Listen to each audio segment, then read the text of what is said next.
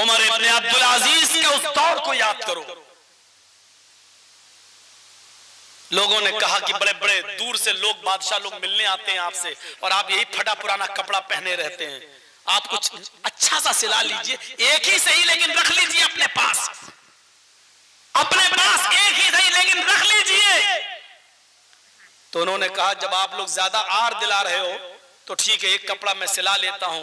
उन्होंने 8 दिरहम निकाले, और नोट करो मेरी बात को, कितने? 8 दिरहम। मैं किसी को भी खड़ा करके पूछ सकता हूं कि कितना बताया। 8 दिरहम निकाले और अपने गुलाम से कहा जाओ बाजार से कोई कपड़ा लेके आ जाओ, मैं सिला लूंगा। उनका गुलाम जब कपड़ा लेकर आया तो कपड़ा देखकर कहने लगे, हैं? इतना अच्छा कपड़ा लाए हो, इतना खूब, इतना नरम, इतना अच्छा कपड़ा, कितने का? 8 दिरहम का। कब मैं इतना अच्छा कपड़ा पहनूंगा? नहीं नहीं नहीं, इसको वापस कर दो और 6 दिरहम वाला ले आओ। 8 दिरहम का नहीं, 6 दिरहम का कपड़ा ले आओ। 2 दिरहम बचेंगे, गरीब की चूल्हा जलने के काम आ जाएगा। किसने कहा? उमर इब्न अब्दुल अजीज ने। गुलाम रोने लगा। उसने कहा कपड़ा मुझे पहनना है, रो तू रहा है? गुलाम कहने लगा अमीरुल मोमिनीन, मैं सिर्फ इसलिए रो रहा हूं, आज आप 8 दिरहम के कपड़े को कह रहे हैं इतना अच्छा कपड़ा। जब आप अमीरुल मोमिनीन नहीं थे, खलीफा नहीं बने थे, तो आप अपनी जिंदगी जब जी रहे थे तो एक दिन आपने मुझे 800 दिरहम दिए थे। अब सुनिए, 8 में और 800 में कितना फर्क है। आपने मुझे 800 दिरहम दिए थे और कहा था कि मार्केट से, बाजार से कोई कपड़ा लेकर आओ।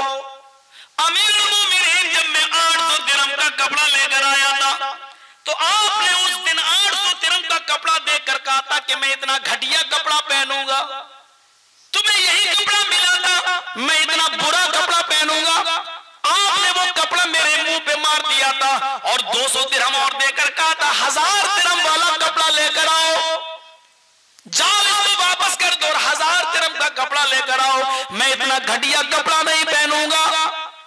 कल तक आपको 800 दिरहम का कपड़ा घटिया लगता था, आज वो खलीफा बन गया, अमीरुल मोमिनीन बन गया, आज उसको 8 दिरहम का कपड़ा भी बढ़िया नजर आ रहा है, 8 दिरहम का कपड़ा भी उसको अच्छा लग रहा है और 6 दिरहम का कपड़ा पहनना चाहता है। अमीरुल मोमिनीन अब खलीफा बनने के बाद इस हद तक नीचे चले जाएंगे। सादगी में मुझे मालूम नहीं था, इससे तो बेहतर कपड़ा आप उस वक्त पहनते थे जब आप अमीरुल मोमिनीन नहीं थे। अमीरुल मोमिनीन की आंखों में आंसू आ गए। उमर इब्न अब्दुल अजीज कहते हैं मेरे खादिम, लोगों ने मुझे अमीरुल मोमिनीन बना दिया है, अब मुझे अल्लाह का डर है, अल्लाह का खौफ है।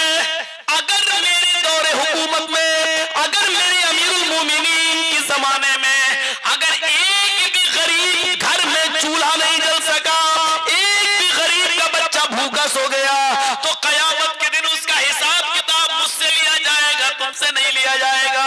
लोगों की जिम्मेदारी ने मेरे सारे नक्शे खत्म कर दिए, मेरे सारे ठाट बाट खत्म कर दिए।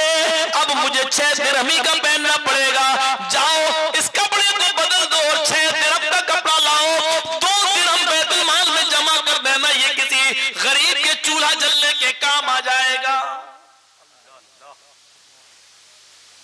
ये था अमीरुल मोमिनीन। हम तुम्हें नमूना देख रहे हैं। यहां लोग चाय चाय चाय चाय के नाम पर इख्तिदार में आ गए और इख्तिदार में आने के बाद 10 लाख का सूट पहनकर ओबामा का स्वागत कर रहे हैं। सूरत देखिए, कल तक कहते थे चाय, और वो रिपोर्ट बताती है कि किसी स्टेशन पे इसने चाय बेची नहीं। अब अल्लाह जाने वो रिपोर्ट झूठी के, अब आगे कुछ नहीं बोलूंगा। मेरे भाइयों जरा तसव्वुर करो आप। अच्छा, काम करने वाले वो नहीं देखते हैं। हमारे चौकीदार साहब का हाल क्या मालूम है? उनके जेब में जो पेन है आपको उसकी कीमत नहीं मालूम, 1 लाख से भी ऊपर है। जो कलम, जो पेन है, और केजरीवाल जो दिल्ली में है वो सिर्फ 5 रुपए वाला कलम रखता है। उस 5 रुपए वाले कलम ने जो काम दिल्ली में कर दिए हैं वो 1 लाख वाला कलम फेल है इसके आगे। 1 लाख कलम वाला आदमी कहता है एनआरसी, सीएए, और 5 रुपए कलम वाला आदमी क्या कर रहा है? दिल्ली में बिजली फ्री, पानी फ्री। वो काम कर रहा है जो सबके लिए हो, ये वो काम कर रहा है जो वर्ग विशेष के लिए हो। अब 1 लाख की ताकत देख लो और 5 रुपए वाली ताकत देख लो, तो क्यों डरते हो यार? कम हो तो क्या हुआ? जो काम कम लोग कर देते हैं वो ज्यादा वाले नहीं कर पाते हैं। 1 लाख कलम की ताकत और 5 रुपए कलम की ताकत, दोनों ताकतें देख लो और फिर फैसला कर लो। यही मिसाल है। बस हम कम हैं तो क्या हुआ, लेकिन इस भारत के नागरिक हैं और हम इस रात के अंधेरे में तहज्जुद की नमाज के वक्त हम इस मुल्क के लिए दुआ करेंगे, अल्लाह हमारे इस भारत को तू बेईमानों से बचा ले, हमारे इस देश की एकता और अखंडता को कायम रख। अल्लाह हम इस गंगा जमनी तहजीब के अंदर रहे हैं हमेशा, अल्लाह हम हिंदू और मुसलमानों के दरमियान भाईचारे को बरकरार फरमा दे।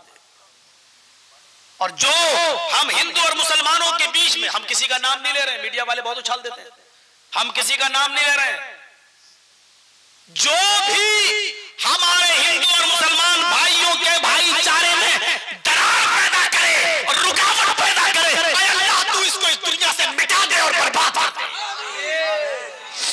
हम जो भी कह रहे हैं, कल कहीं वीडियो में बना मत देना, मौलाना जर्जीस ने कहा मोदी को बर्बाद कर दे। ये लोग बहुत जल्दी फोटो बना देते हैं। हम किसी के लिए नहीं कह रहे हैं, हम ये कह रहे हैं कि अल्लाह जो भी हम हिंदू और मुसलमानों के दिलों में दरार पैदा करके हम आपस में भाई हैं, हमारे भाईचारे को खत्म करे, अल्लाह तू इसको इस सफ़े हस्ती से मिटा दे और कुत्ते की मौत दे, उसको बिस्तर पर रगड़ के मरे वो आदमी, अल्लाह उसको ऐसी मौत दे कि वो मौत ही मांगे तो घुट के उसको मौत आए, तड़प के मौत आए। जो हम हिंदू और मुसलमानों के दरमियान नफरत की दीवारें खड़ा करे, जो भी हो, चाहे हम ही क्यों ना हो, ये जो भी बहुत काम का है। जो इस जो भी को समझ गया वो सब कुछ समझ गया। मेरे भाइयों, इतनी बड़ी बात हमने कह दी आपके इलाके में। अब मुझे लगता है कि कलकत्ता वगैरह में मुझे भी फ्लैट लेना पड़ेगा। अब यूपी के हालात अच्छे नहीं है, पता नहीं कब हम अंदर चले जाएं, बंगाली आ जाते हैं और दीदी जी का प्रचार करना शुरू कर देते हैं। तो मेरे भाइयों, चलिए वो बात की बात है, तो मैं आपसे एक गुजारिश यही कर रहा हूं, तो आपसे मेरी गुजारिश है, अपने ईमान को मजबूत करिए, नमाजों को पढ़िए और फिर दुआ मांगिए। आज हमारी दुआएं कबूल नहीं हो रही, आज हमारी नमाजें कबूल नहीं हो रही हैं, आज हमारी दुआएं कबूल नहीं हो रही है। नमाजों के बारे में तो अल्लाह बेहतर जाने किसकी होती किसकी नहीं। आज हमारी दुआएं कबूल नहीं हो रही। क्यों? आज हमने अक्ल हलाल छोड़ दिया है, आज हमने हराम की तरफ नजरें दौड़ाना शुरू कर दी है। माल आए कहीं से भी आए, कैसा भी आए, इतना याद रखिए कि इन्नल्लाह तय्यबुन व यक़बलु तय्यब, अल्लाह पाक है और पाक चीज को पसंद करता है। हम चाहे एक ही लुक़मा हराम का खाते हैं, फिर दुआ मांगेंगे तो अल्लाह कबूल नहीं करेगा। हमें अपने रिज़्क़ को हलाल करना चाहिए, फिर नमाज़ें पढ़िए। या अय्युहल्लज़ीना आमनुस्तईनु बिस्सब्रि वस्सलाह, ईमान वालों सब्र और नमाज के जरिए अल्लाह से मदद मांगो। मुसलमानों, सब्र करना भी सीखो। हम नहीं कह रहे हैं जिहाद अभी ऑप्शन नहीं है।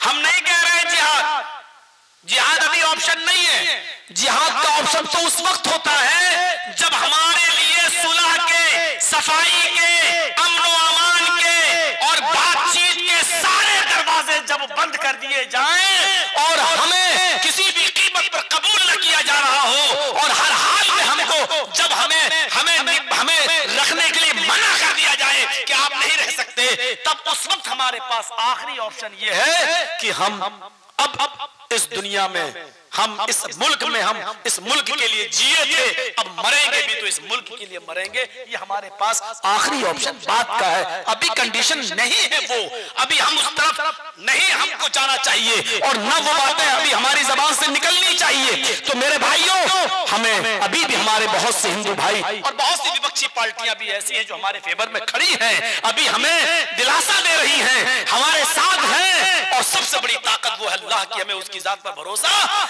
वअलल्लाहि फलियतवक्कलिल मोमिनून, मोमिन तो वो हैं जो सिर्फ अल्लाह ही की जात पर भरोसा करते हैं, अल्लाह ही की जात पर।